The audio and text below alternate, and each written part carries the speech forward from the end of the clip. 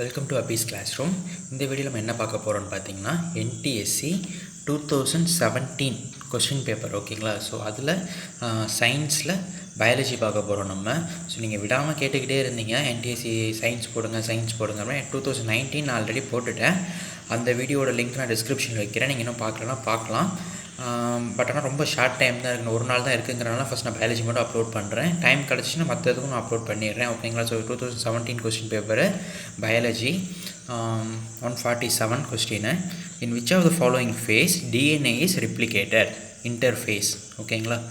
So Tamil medium students நான் கொஸ்டினை காமிச்சிடுறேன், நீங்கள் பார்த்துக்கங்க. சிம்பிள் தான். கீழ்க்கண எந்த நிலையில் டிஎன்ஏ இரட்டிப்பாகிறது? இடைநிலை. ஓகேங்களா? அடுத்து 148 which of the cell organelles lacks membrane? Ribosome. third option தான் correct. So ribosome lacks membrane. எந்த செல் நுண்ணுயிர்ப்பிற்கு சவ்வு கிடையாது? ரைபோசோமுக்கு தான் சவ்வு கிடையாது. ஓகேங்களா? Third.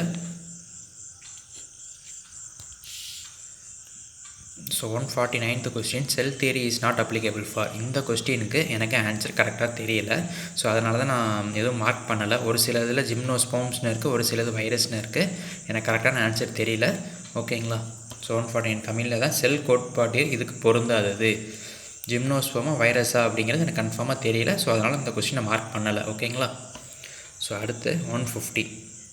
In plant A 2n is equal to 12 and in plant B 2n is equal to 16, then the ploidy number of cross breeding the plant is.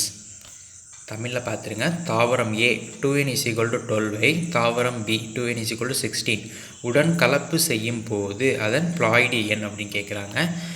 So ploidy number அப்படின்னா ஒன்றுமே கிடையாதுங்க. ஸோ இங்கே இருக்கல 2n is equal to 12 இருக்கா. So இதை 2ஆல் divide பண்ண போகிறீங்க, அவ்வளோதான்.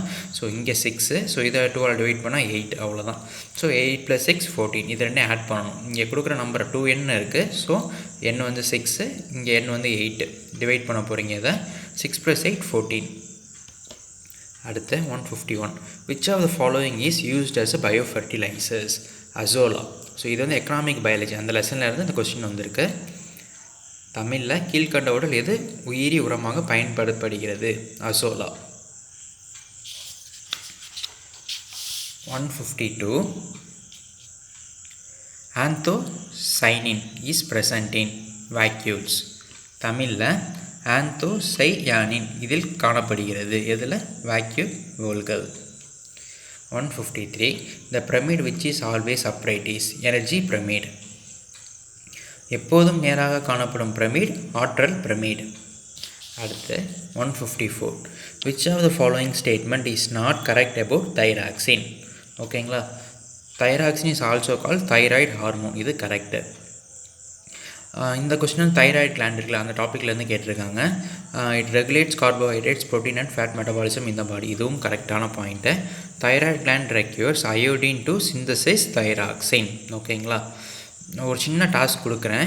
ஸோ ரெக்யூர்ஸ் அயோடின் அப்படின்னு சொல்லி கொடுத்துட்டாங்க. பட் ஆனால் எவ்வளவு குவான்டிட்டி கொடுக்கல. இது வந்து உங்கள் புக்லேயே இருக்குது. இதே டாப்பிக்கில் தைராய்டு கிளாண்ட் டாப்பிக்கில் இருக்குது. என்ன லெசன் அப்படின்னா பிளான்ட் அண்ட் அனிமல் ஹார்மோன்ஸ் இந்த லெசனில் இருக்குது. ஓகேங்களா? ஸோ அது என்ன குவான்டிட்டி அப்படிங்கிறத மறக்காமல் கீழே கமெண்ட் பண்ணுங்கள். ஸோ இதுதான் உங்கள் டாஸ்க்கு, எவ்வளோ குவான்டிட்டி ஆஃப் அயோடின். ஓகேங்களா? அடுத்து 4th பாயிண்ட் என்ன சொல்கிறாங்க? Iron is essential for synthesis of thyroxine அப்படிங்கிறாங்க. ஸோ நாட் கரெக்ட் அப்படின்னா 4th பாயிண்ட் தான் கரெக்டு. ஓகேங்களா? Not correct. ஸோ இது வந்து தப்பான பாயிண்ட்டு. ஸோ இதுதான் ஆப்ஷன். தமிழில் காமிச்சிடுறேன். கீழ்குறியிடப்பட்டுள்ள கூற்றுகளில் தைராக்சின் குறித்து தவறான கூற்று எது? ஓகேங்களா? தைராக்சின் தைராய்டு ஹார்மோன் என்று அழைக்கப்படுகிறது. இது உடலில் கார்போஹைட்ரேட், புரதம் மற்றும் கொழுப்பின் வளர்சிதை மாற்றத்தினை ஒழுங்குபடுத்துகிறது. தைராக்சின் தயாரிக்க தைராய்டு சுரப்பிக்கு அயோடின் தேவைப்படுகிறது. இது மூணும் கரெக்டுங்க.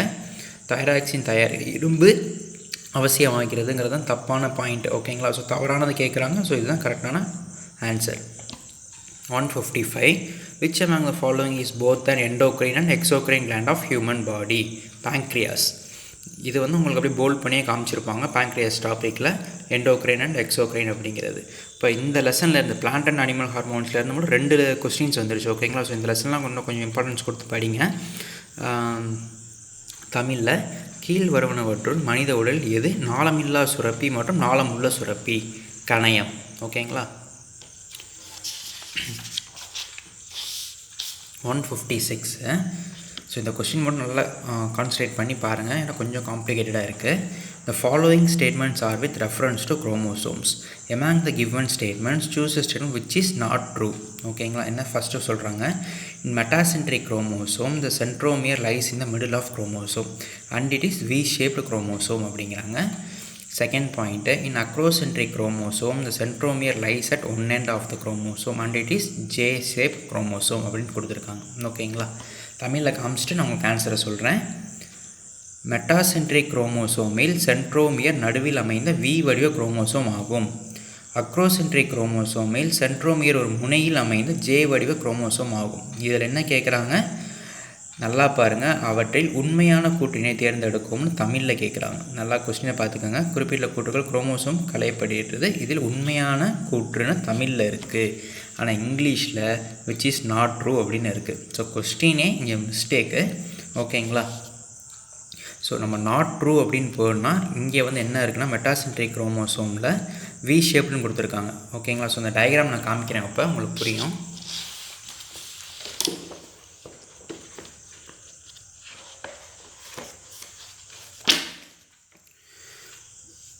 இங்கே பாருங்கள், மெட்டாசென்ட்ரிக்கில் வந்து வி ஷேப்டு குரோமோசோம்ஸ்லாம் கொடுத்துருக்காங்க. ஆனால் அந்த டயக்ராம் பார்த்தீங்கன்னா ஸோ எக்ஸ் மாதிரி இருக்குது மெட்டாசென்ட்ரிக். ஆனால் இவங்க மேலே இந்த போர்ஷன் மட்டும் எடுத்ததுனால வி ஷேப்னு சொல்கிறாங்க. அக்ரோசென்ட்ரிக் வந்து நல்லா பாருங்கள், இந்த ராட் ஷேப் குரோமோசோம்ஸ்.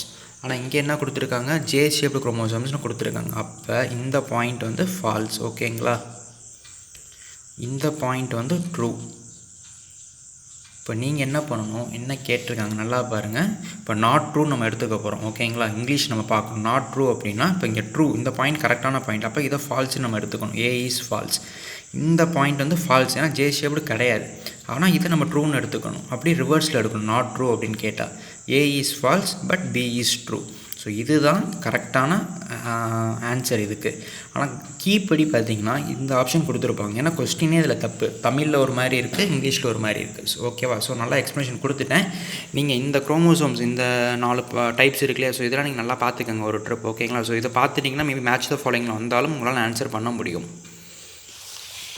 அடுத்து 157, haemoglobin is also called as respiratory pigment. Haemoglobin இவ்வாறு அழைக்கப்படுகிறது, சுவாச நிறமி.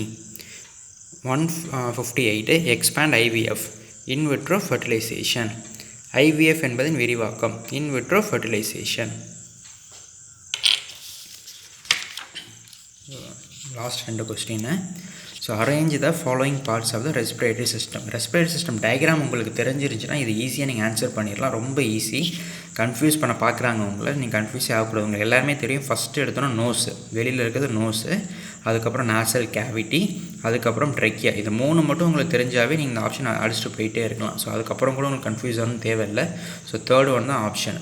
அதுக்கப்புறம் என்ன சொல்கிறாங்க, ஃபஸ்ட்டு வந்து நோஸு, நாசல் கேவிட்டி, ட்ரெக்கியா, பிரான்ச்சியோ, கடைசியாக ஆல்வியோலி. தமிழில் காமிச்சிடுறேன். மூச்சு குழல், மூக்கு, காற்று நுண்ணறை, மூச்சு கிளை குழல், நாசி பள்ளம், மூச்சு கிளை சிறுகுழல். ஓகேங்களா, தேர்ட் ஒன் ஆப்ஷனு.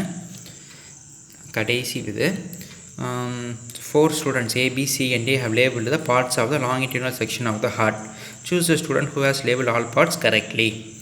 ஒன்றும் இல்லைங்க, 4 ஸ்டூடெண்ட்ஸ் வந்து ஏபி இது 1 2 3 4 மார்க் பண்ணிட்டாங்க. ஓகேங்களா, ஸோ 4 ஸ்டூடெண்ட்ஸ் வந்து அதை வந்து பார்ட்ஸ் மார்க் பண்ணுறாங்க. இதில் எது கரெக்டுன்னு கேட்குறாங்க. ஸோ இதுவும் மேட்ச் த ஃபாலோயிங் மாதிரி கொஞ்சம் காம்ப்ளிகேட்டடாக கேட்குறாங்க, அவ்வளோதான். ஓகேங்களா, ஸோ இது இங்கிலீஷில் நல்லா பார்த்துக்கோங்க. ஓகேங்களா, இப்போ தமிழில் இப்போ 4 பார்ட்ஸை பார்க்க போகிறோம். இது பார்ட் 1, 2, இது 3, இது 4. இதுக்கு என்னன்னு கேட்குறாங்க. ஸோ உங்களுக்கு ஈஸியாக தெரியும். மேலே எப்போவுமே இருக்குது அட்ரியம்.